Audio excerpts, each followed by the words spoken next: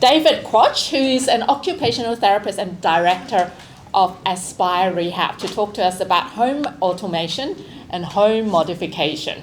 So I'll pass the time to Mr. David. Thank you very much.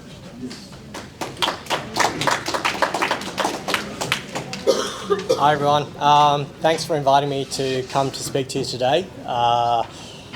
Just a bit about myself. I'm an occupational therapist and I've been an occupational therapist now for 15 years. My past sort of clinical experience has been working for NGOs like Quach, New South Wales, but I've also worked in seating clinics where my specialty has been in relation to powered and manual mobility and postural management for clients with high-level physical disabilities.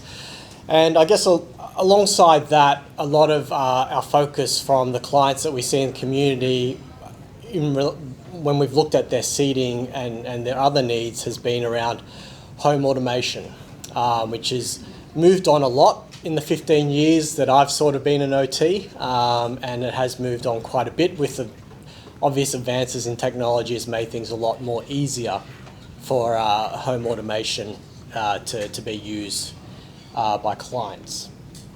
So in relation to home automation, we often look at the things that we can try and make a bit easier for people to use within their homes. And a lot of those things involve appliances such as your TV or Foxtel or DVDs, those sorts of things.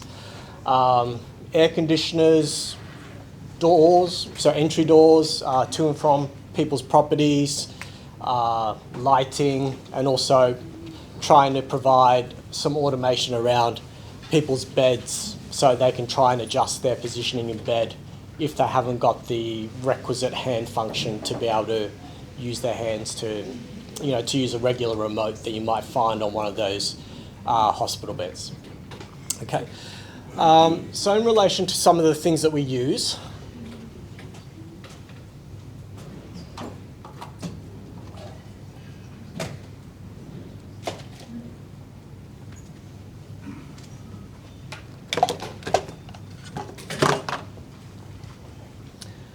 the access methods that we use normally relate to how much function a person has. So if a person is able to actually use their hands reliably, a lot of the times, they may only need assistance with things like reaching light switches.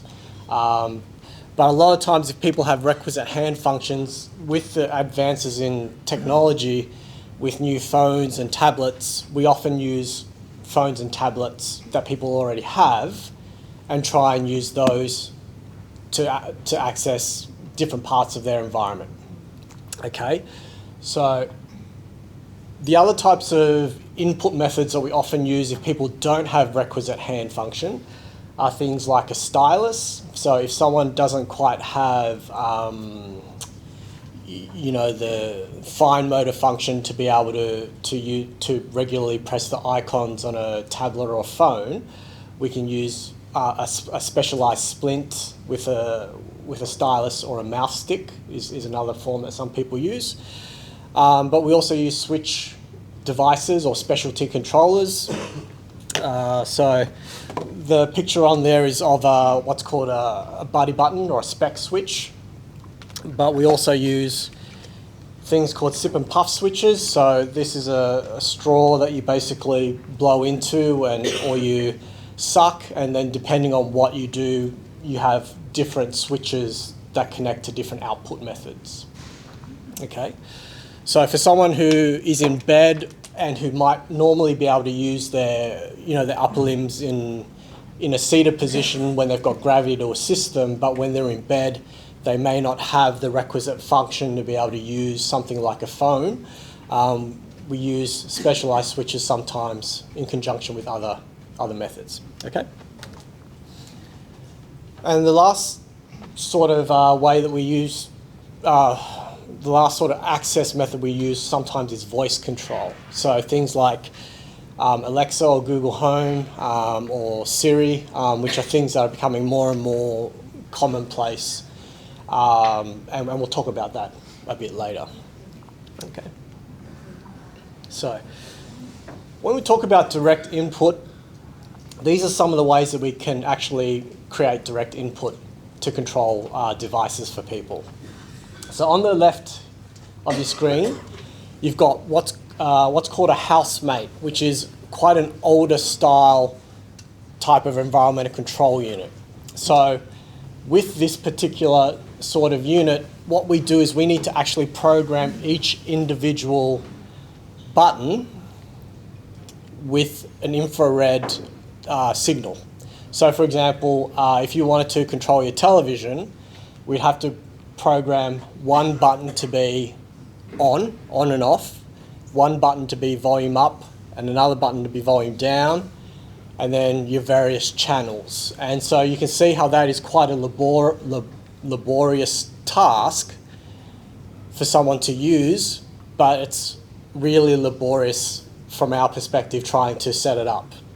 But for some clients, that's still a good option for them to use, especially if it's something that they just want to control, say for example, a fan. So to turn a fan on and off would obviously just require the one button. Okay, so what we would do is we would use either a specialized controller like the Sip and Puff, or just a finger switch or a switch position close to someone's head in their bed, which they could actually knock with their head when they wanted to change a feature. Okay, so,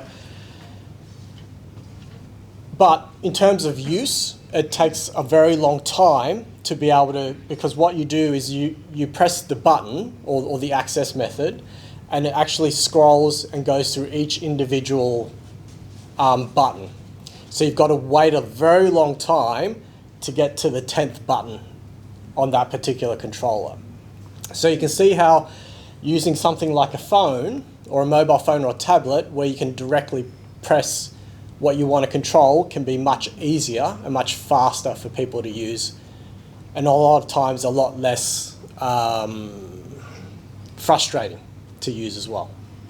Okay, so this particular unit here is called a Harmony Hub. So that's a trainable universal remote, and what we'll do is we'll position it in the person's room that they want to control the equipment in, and you can use your phone to do things like turn on your TV. You can, and other sort of infrared devices that you might have in your own home. Okay. And the third method is if you've got a powered wheelchair with a specific type of controller, we can get Bluetooth emulation and environmental controlling on your controller sometimes. So if you've got I think the brand is called RNet, if you have an RNet controller and it's been enabled to do it, you can actually train your controller on your wheelchair to work like a universal remote as well. Okay. Any questions? Does Playmobil have the same function? I'll, Two buttons that I don't know what they do, so maybe that's... They probably are. So if you've got, so the power wheelchairs themselves, the actual manufacturers of your chairs don't normally make the controllers. The controllers are normally either this brand here, which is an RNet controller, or a more basic controller called a Dynamics controller. If you've got an RNet controller like this, you should be able to use that programming. Yeah. If you don't, your Permobil should be able to. You should be able to install or swap your controller for that controller if it's something you want to do. Okay. Yep. Okay. So, switch input is something that we've touched on a little bit before, but again, you've got that sort of individual input where you use the switch and it scrolls through the functions that you want to sort of control. Okay. The switch in the middle is one that's been connected to a specially adapted remote control for a door. So if you've got an automated entry door with a motorized controller that will actually open and close the door on demand, The problem with trying to automate that using environmental control units is that a lot of the times the automatic doors we use a rolling code, so the actual signal doesn't stay the same. So if we were to train a signal like one of these universal remotes to hold that signal, unfortunately it won't work every time you want to actually access the door. One way around that is you can get an electrician to modify the door to always use the same signal, but then you might have issues with how secure that is. Because obviously then if it's not a rolling code, you have implications in relation to how secure automating it in that respect might be. Okay, so using switch input with a door opener is sometimes the most effective way we can use and most safest way that we can actually use to provide someone with access to the automated door if they can't actually use the sort of supplied controller, remote control that gets supplied with the door as well. Okay. And the third method of switch input is by using a Bluetooth switch. So this is a Bluetooth switch in conjunction with a tablet. So again, if you press the switch, it will scan through the different icons that are on the screen. And so when you reach the icon that you want, you select by pressing the switch again. Okay. Okay. And so the third method that we often use to try and automate people's homes is to use voice activation. So it's a bit small on the display there, but this is a new app from Google that is Google Voice Assistant. Sorry, Google Voice Access, I should say. And can you see these little numbers that are popped up next to the icons on the screen?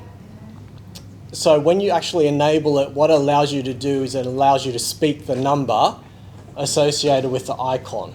So if you wanted to use your phone and the number next to the phone is 10, you just say 10, and then it'll actually open up the voice, the phone icon for you. And the same with your Google Maps and the other icons you might have on your phone, okay? And so when you're transitioning through screens, you know how sometimes if you press the menu button on the bottom of your phone, you'll bring up multiple screens. It will give you numbers of which screen you want to select as well. Okay. Yeah, so it can be quite helpful in that respect if you don't have the requisite function to be able to use your hands to do that. This is something called it's called a Sensibo, and what it does is that little box on the wall, which is this box here, talks to your air conditioner. So basically what happens is I speak to my phone speaks to this talks to this, and then this talks to your air conditioner. Okay? So when we're setting that up, in theory, it works great, but in practice, we have to often iron out a lot of bugs to try and get it to work correctly, okay? Yeah. But for some clients, it works really well and it's really effective, but you can sort of see some of the limitations that can often occur when you're relying on multiple bits of equipment to speak to each other and talk to each other. Okay? If you don't have a reliable Wi-Fi connection, this is not a good option because those devices communicate over your Wi-Fi network. So in some instances, we might have to go back to your more rudimentary and older-fashioned sort of equipment. Okay.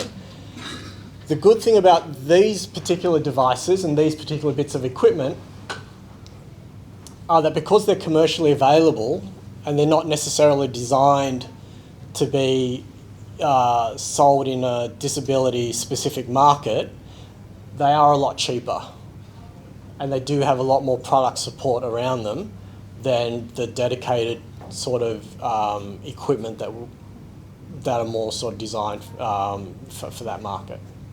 Okay. Did anyone have any questions so far around anything that we talked about? Is it all a bit overwhelming? So, Dave, just to let people know that you can, hello, Carolyn here. Hi, Carolyn. Hi, that you can buy something like Google Home or Alexa and use NDIS funding for that, if that's a functionality that's going to assist you.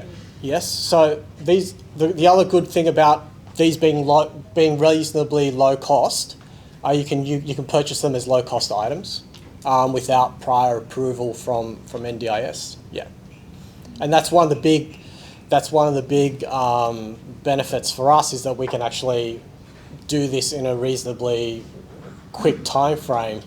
Whereas if we were to ask for the other equipment that may cost thousands of dollars, we'd have to fill in the AT request form, send it into NDIS, wait for NDIS to respond, and then hopefully set it up for you when that happens. But that can sometimes be anywhere from a few weeks to almost a year sometimes, yeah. Yeah. Okay? Yeah. Okay. Okay. So, wow, running out of time already. Sorry. So I'll just touch briefly about home modifications. Home modifications in NDIS is a little bit difficult to navigate because there's different complexity levels. And so depending on the type of modification that you are looking at for your home, that will then determine what complexity level NDIS deems that to be. So what NDIS would classify as a minor modification is something that costs less than $10,000. So things like grab rails, like multiple grab rails, installation of a handheld shower hose, or like a wedge ramp to make the rear of the property accessible. That would be considered as a minor modification. But anything that sort of goes over $10,000 would be considered to be a complex home modifications. And then that process then is much, much more complex in relation to what NDIS requires. Okay, so if you are going to ask for a complex home modification, it does require that we complete a complex home modifications form, that you get 2 quotes from builders, that we complete a scale diagram of what we're requesting, that we complete a non-scale diagram of your home, that we get possibly council approval depending on what the modification is. We get a scope of works from the builder, and then so it's a pretty big undertaking, unfortunately. But that's what we found is what's required. If it is something that is under $10,000, that is deemed by NDIS to be a non-complex modification, it just requires us to complete the form and submit a couple of quotes. Okay. Yeah. Any questions? Because I think that I'm pretty much almost out of time. But does anyone have any questions about home modifications or home automation or anything like that? Yeah, in the back. Not a home mod question, but access to a traffic light. You know, when you're out and about, when you can't reach the button. Yes. Is there a device that can be used for that? Or electronic? Yeah. So, sorry. Instead of yelling at you, I'll just talk over here. Sorry. So a lot of modern powered wheelchairs will have a device in their wheelchair called vertical lift or seat elevation. So the seat elevation feature on the powered wheelchairs will normally allow you anywhere between up to 12 to 14 inches where you can actually raise the entire seat. Yeah. So the downside of that is that it's not the fastest. Like, because if you're trying to cross a set of lights, you want to cross it in a reasonable amount of time. So you can use the seat elevation to actually help you press the button. But once you actually get into that amount of seat elevation for safety reasons, the chair will limit how fast you can drive. So you have to then come out of elevation to a certain amount to then be able to drive across the road in a reasonable time frame. And the other obvious problem is lifts and things like that when you can't reach lift buttons. But in lifts, it's not so much of a problem because you're not normally trying to drive anywhere in a lift faster than 4 kilometres an hour. But yeah, I mean, power wheelchairs, you normally can get high enough to reach the crossing button, and normally the time lag before the crossing turns green will normally give you plenty of time to come out of seat elevation, because normally the seat elevation will take about 15 to 20 seconds to get up to that height, so 15 to 30 seconds, and then coming back down about the same as well. Yeah. Okay. So no electronic option? No, not that I'm aware of. Get a No. stick. Yeah, a long stick. Yeah. Yep, go for Do it. you have to use NDIS builders? That's a tricky question. For depending on how your plan is managed, I believe depends on whether or not you can use NDIS builders. So if your agency managed, it means you need to use NDIS registered builders. If you are self-managed or plan managed, my understanding is you do not have to, but NDIS is getting a bit more stricter about who you can and can't use. But having said that, I have had major modifications completed by clients, by builders who are not NDIS registered. Yeah. Whether or not that continues going forward is unfortunately something I can't really answer, but it's something that historically we've been able to do. Yeah, depending on your funding arrangements with NDIA. Yeah. Yeah. Okay. Any other questions? Yep, sure. Our son's just got his next NDIS plan. We've only been given a certain amount just to receive quotes for home modifications. Yeah. We tried, we know what needs to be modified, but all we got was, I think it was $1,200 for quotes. Yeah. Now, how do we go about looking to find somebody to get those quotes from? Sure. Where do we start, sort of? Yeah, sure. So that's a good point. And it's one that I hadn't actually touched on. So NDIS provide, if you have provision in your plan for home modifications, NDIS will allow builders to charge up to $300 for a site visit to do a quote if it is a complex modification. I would probably suggest your next step would be to get an OT to come out and look at your modifications with the builders, and so that because your OT will need to then submit the request to NDIS.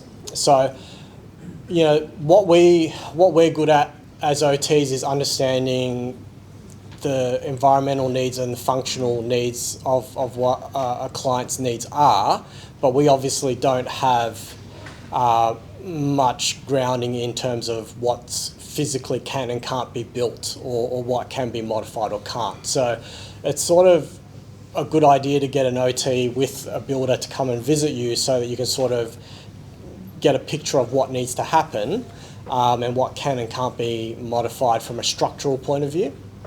So once you've had that, once you've done that, then you normally can get a second quote quite easily because you've got that funding available in your plan.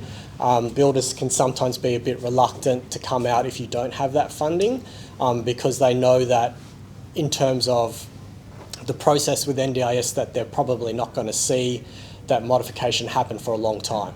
Yeah, so they're a bit reluctant to quote sometimes. But if you've got that funding, it should be easy enough to get builders out there, depending on where you live. If you want some builders, I can let you know later on, if depending on where you're located. Yeah. Okay. Are there specific OTs that do building modifications? Yeah. So on NDIS's, so one of the criteria for NDIS for people doing complex home modifications from an OT perspective is that we satisfy the criteria that NDIS has set out in relation to being qualified to do that. So the OTs that, if you're looking at doing a complex modification, should already meet that criteria. Yeah. But obviously there's other OTs who purely only do home modifications, and they probably would be better than me at advising you on home modifications. Just like, because I mostly look at seating and wheelchairs, I will probably be more proficient at that side of things than they are. Yeah. Okay. Okay. Any other questions? Okay. No worries. Sorry, I've gone over time. No, you haven't, Sorry because about we started about 10 minutes Oh, late, okay. so I was No going worries. to give you plenty of time. No worries. So can I shake your Oh, hand? sorry. Thank you. very much. Oh, thank you. Sorry. Thanks. No worries. That's right. No worries. Thanks.